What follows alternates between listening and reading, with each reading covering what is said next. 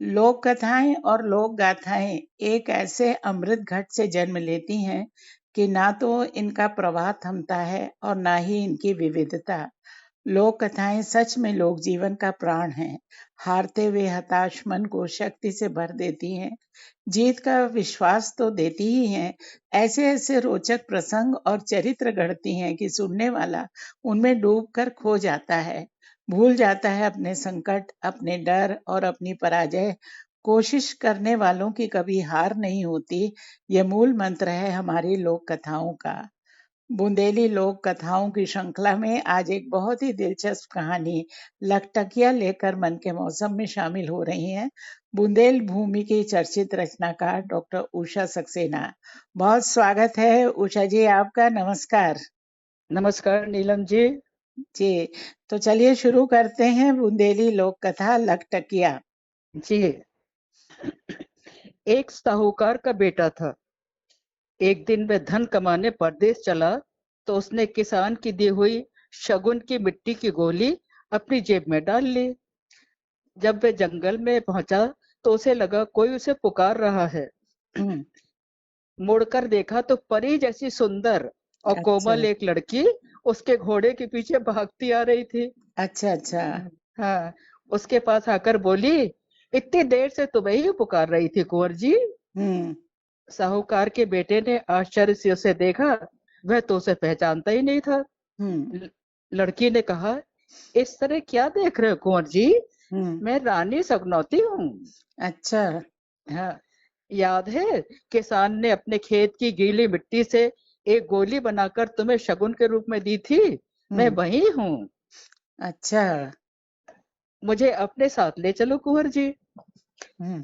कुंवर ने अपनी जेब में हाथ डाला, गोली वहां नहीं थी। अच्छा। हाँ, उसने रानी सगनौती को घोड़े पर बिठा लिया और आगे चला। चलते चलते वे एक सुंदर से राज में पहुंचा। वहां एक किराए का मकान लेकर रानी सगनौती के साथ रहने लगा। हम्म काम की खोज में वो कभी कभी राजा के दरबार में जाता और दरबार समाप्त होने पर लौट आता।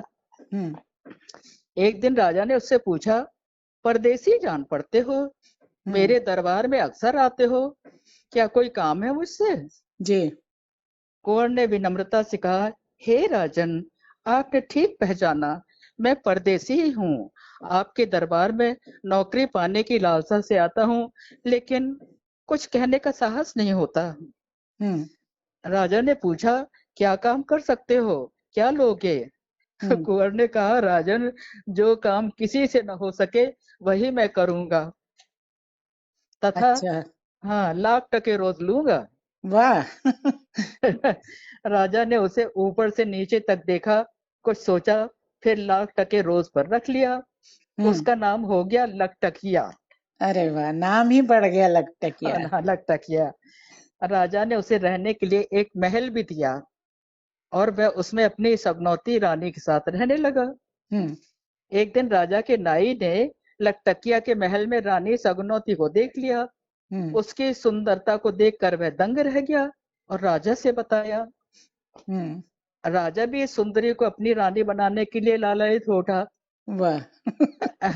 सुंदर थी ना, इसलिए नाई ने राजा को सुझाव दिया, सरकार, आपने लखटकिया को इसी शर्त पर नौकर रखा है ना कि जो काम कोई ना कर सके वह उसे करना होगा। हम्म। सरकार, उससे कहिए कि राजकुमारी के ब्याह में जो बाराती आएंगे उनके ठहरने के लिए महल बनवा दे और जी। उसके चारों ओर बहुत सुंदर बगीचे लगवा दे।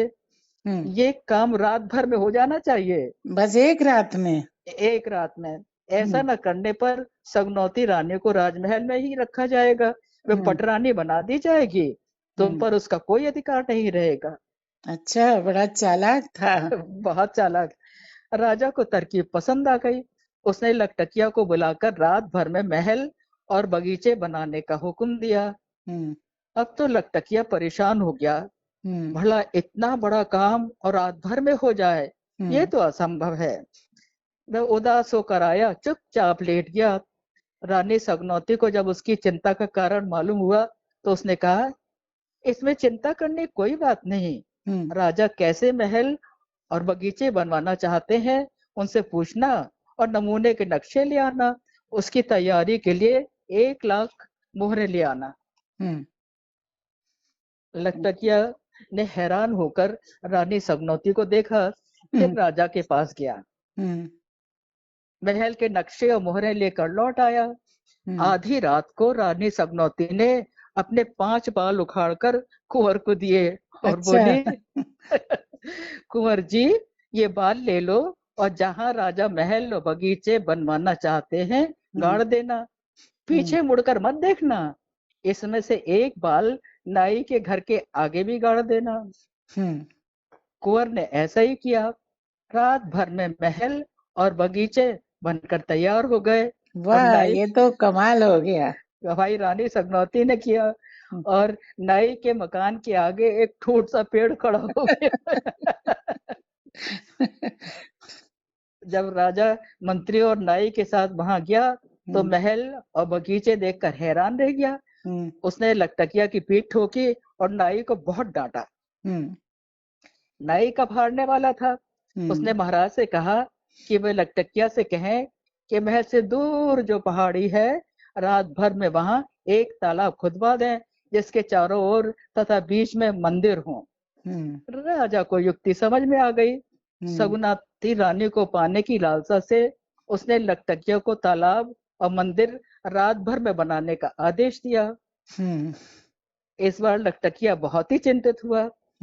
रानी सगुनौती ने उससे कहा, चिंता करने कोई बात नहीं, तुम महल जाकर राजा से तालाब और मंदिरों के नक्शे ले आना और उनके बनवाने के लिए 5,00,000 मोहरे भी ले आना। लकटकिया महल से नक्शे और मोहरे लेकर आ गया।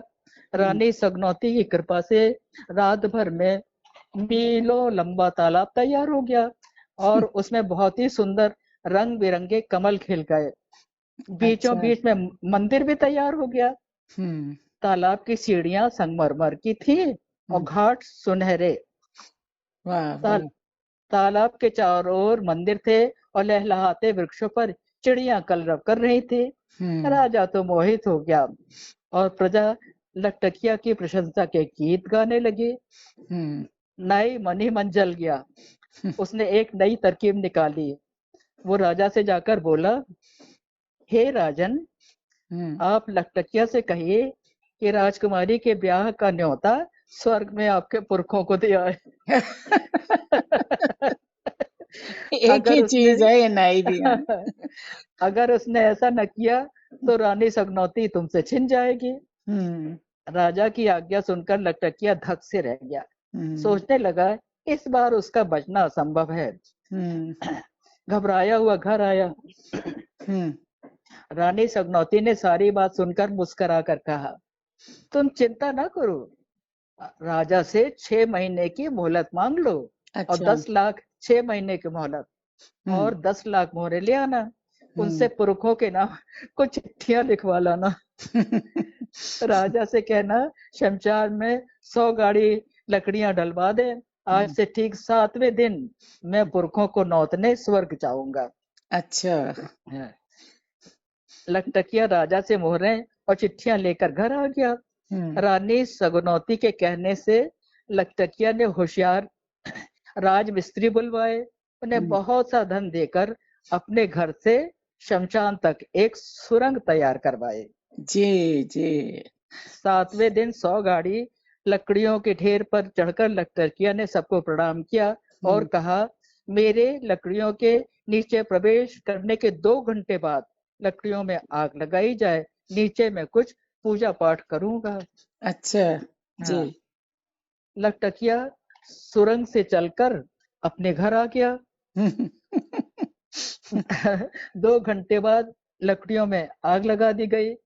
लकड़ियां धू धू करके जलने लगी। नाई ने खुश होकर राजा से कहा, लीजिए राजन, आपका काम तो हो गया। अब आप लकटकिया की रानी को राजमहल में ले आइए। राजा ने कहा, अभी नहीं, 6 महीने बाद ही लाऊंगा। लकटकिया आनंद से अपने घर रहने लगा। 6 महीने तक न उसने दाढ़ी बनवाई न बाल। इस बीच उसने दूसरे शहर से एक सुनार को बुलवाकर एक सोने की पेटी, उस तरह कैंची, निहन्नी आदि बनवाई और राजा की चिट्ठियों के उत्तर सुनहरी स्याही में और उनसे लिखवा लिए। हम्म 6 महीने बाद वह सारा सामान लेकर राज दरबार में गया और राजा से बोला, जी। हे राजन, आपके पुरखों को स्वर्ग में न्योता दे आया हूँ। हम्म उन्होंने आप सबको आशीर्वाद दिया है। वे वाह। इस वे इस ब्याह में ना आ सकेंगे क्योंकि वहां एक यज्ञ हो रहा है। अच्छा अच्छा। हाँ हाँ, ये कुछ पत्र भी भेजे हैं। हम्म उन्होंने कहा है, स्वर्ग में कोई नाई नहीं है, हम्म आप यदि अपना कोई नाई भेज दें तो वे प्रसन्न होंगे। ये हुई काट। देखिए महाराज, वह नाई न होने से मेरी क्या हालत हो गई। लखटकिया ने सोने की पेटी, उसरा, निहन्नी, कैंची आदि नाई को दी और कहा, ये सामान वहां से आया है और हम्म 1000 मोहरे भी भेजी तुम्हारे लिए। हम्म महाराज के पिता ने तुम्हें शीघ्र बुलाया है। हम्म अब नाई तो बहुत प्रसन्न हो गया। हम्म उसके लिए भी 100 गाड़ी लकड़ी शमशान में डलवा दी गई। हम्म नाई ने हाथ जोड़ कर सबसे विदा ली और हम्म लकड़ियों के ढेर में आग लगा दी गई। हम्म लखटकिया और रानी सगनौती बहुत खुश थे। हम्म उनकी मुसीबत हमेशा के लिए टल गई थी। नाई सचमुच स्वर्ग पहुंच गया था। हम्म कुछ महीनों बाद राजा को नाई की धूर्तता का पता चला। लखटकिया की बुद्धिमानी से प्रभावित हो राजा ने राजकुमारी का ब्याह उसके साथ कर दिया। अच्छा जी। हाँ, दहेज में ढेरों सामान। राजकुमारी और रानी सगनौती के साथ साहूकार का पुत्र खुशी खुशी अपने घर चला। हम्म रास्ते में वही जंगल पड़ा जहाँ रानी सगनौती उसे मिली थी। हम्म उसने मुड़कर देखा, घोड़े पर एक गोली रखी है। अरे। हाँ, जो गोली, और पालकी में बस नई रानी बैठी है। हम्म वो समझ गया कि रानी सगनौती ने अपना हम्म कर्तव्य पूरा कर दिया है। वाह अपनी वाह। अपनी दुल्हन लेकर जब घर आया तो साहूकार और घर के लोग बहुत खुश हुए। लखटे लखटकिया के साथ सब आनंद पूर्वक रहने लगे, लेकिन लखटकिया आजीवन रानी सगनौती को न भूल सका। सच बात है। रानी सगुनोती को लखटकिया तो क्या, हम सभी कभी नहीं भूल पाएंगे। नहीं क्या भूल पाएंगे। क्या हाँ, चरित्र गढ़ा है रानी सगुनोती का। उषा जी, आपको नहीं लगता रानी सगुनोती का चरित्र एक इशारा है इस बात का कि अगर मुश्किलें आने पर हम हाथ पैर छोड़ देने के बजाय उससे निपटने की ठान लें तो रास्ता जरूर निकलेगा। बहुत बहरहाल। ठीक। हाँ आप आप बहुत ठीक बात कह रही हैं, क्योंकि जी। अगर थोड़ा संतोष मन में रहे और रास्ता खोजें तो आपकी बात ठीक है कि रास्ता निकल ही आता है। बहरहाल मिट्टी की गोली से निकलकर वापस मिट्टी की गोली में सिमटने वाली रानी सगुनोती वास्तव में एक विलक्षण चरित्र है और लखटकिया को लखटकिया बना दिया उन्होंने। इस रोचक लोक कथा के लिए आपको बहुत धन्यवाद। कार्यक्रम में शामिल होने के लिए बहुत आभार। नमस्कार। और आपको भी बहुत बहुत धन्यवाद कि आपने हमें आमंत्रित किया अपने कार्यक्रम में।